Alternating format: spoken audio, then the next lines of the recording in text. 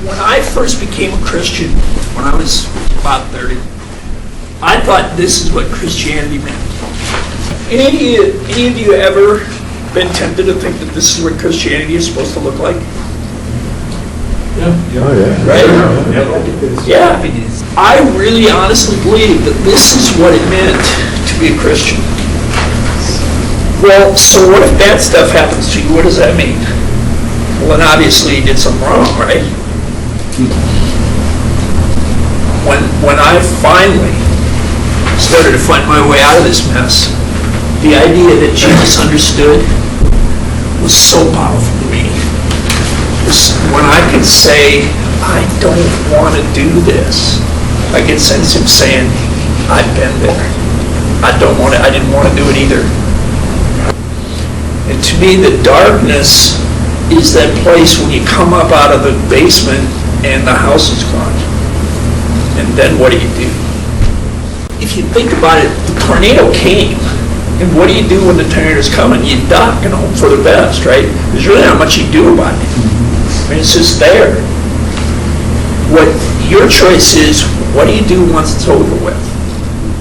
And that's the darkness. And for me, that period was literally 10 years long.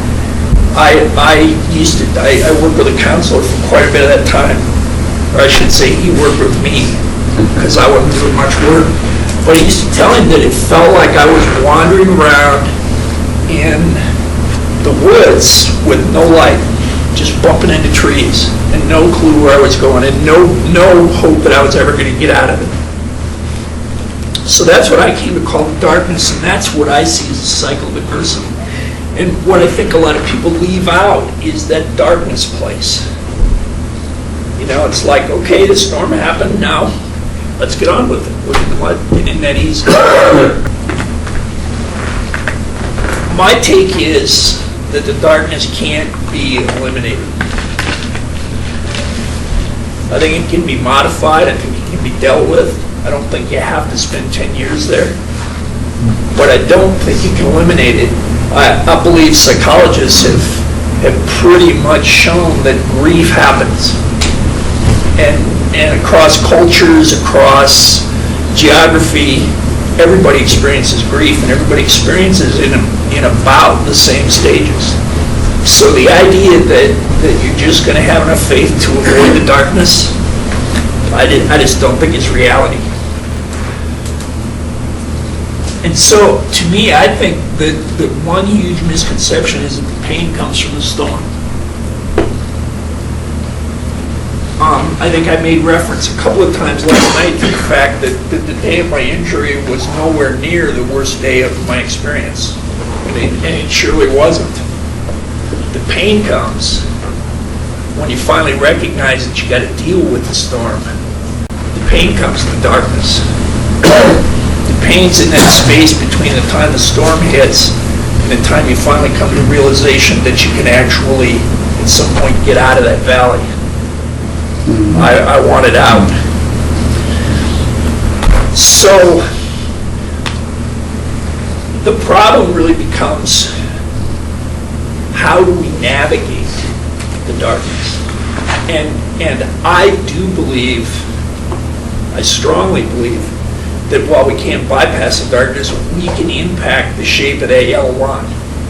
We can impact how much time we spend there. We can impact how that process goes. I really do believe that. So the real problem is, how do we navigate? There was still a hill to climb, but once I felt the hope, once I felt the connection, then climbing the hill was okay. You know, I needed to know more.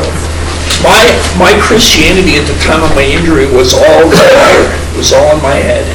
I knew all the words. I knew all about Jesus. I knew the story of the Bible.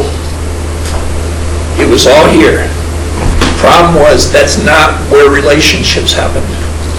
Relationships happen here. And that's not complicated. That's simple.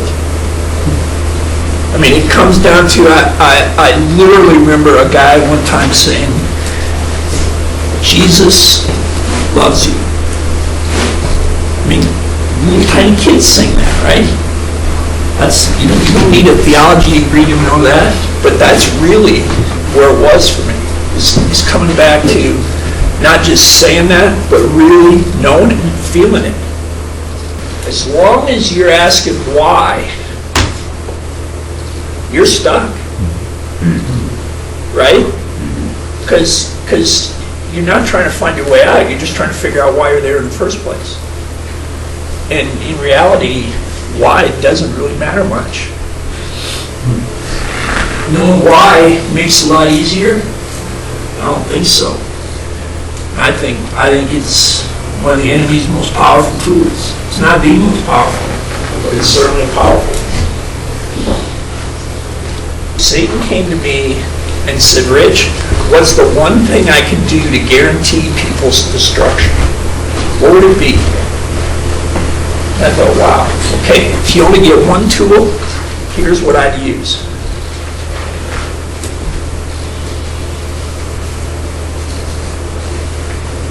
You have to react to your fears.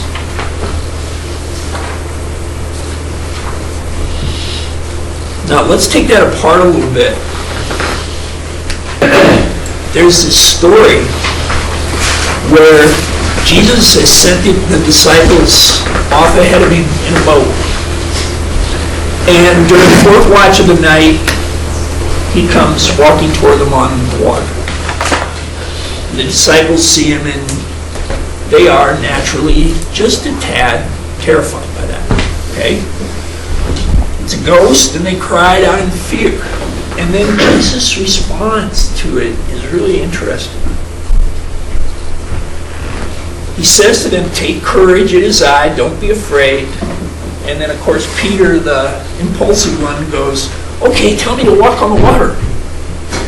And Jesus says, all right, come to me. So Peter got out of the boat, walked on the water, and came toward Jesus. But when he saw the wind, he was afraid, and beginning to sink, cried out, Lord, save me. And immediately Jesus reached out his hand, caught him. You little faith, why did you doubt? Now here's the question. What was it that caused him to sink?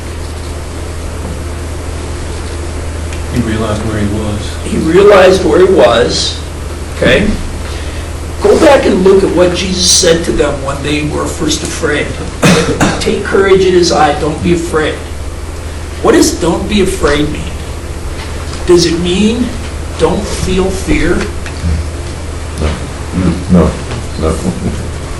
See, that's what I think. When someone says to me, don't be afraid, that means, okay, so I'm not supposed to feel fear. But look at the first part of it. Take courage.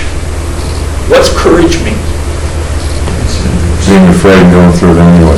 It means doing what you know you're supposed to do in spite of fear. So if he's telling them to be courageous, he's acknowledging that they're feeling fear. And he's encouraging them. And I love the word encourage. Because what does it mean? It means to give courage. It means to give people the ability to face their fear.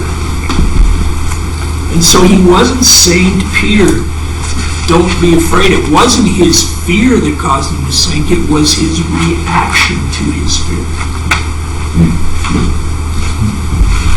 You know, as guys, the last thing we want to do is admit that we're afraid. Because that's just not manly.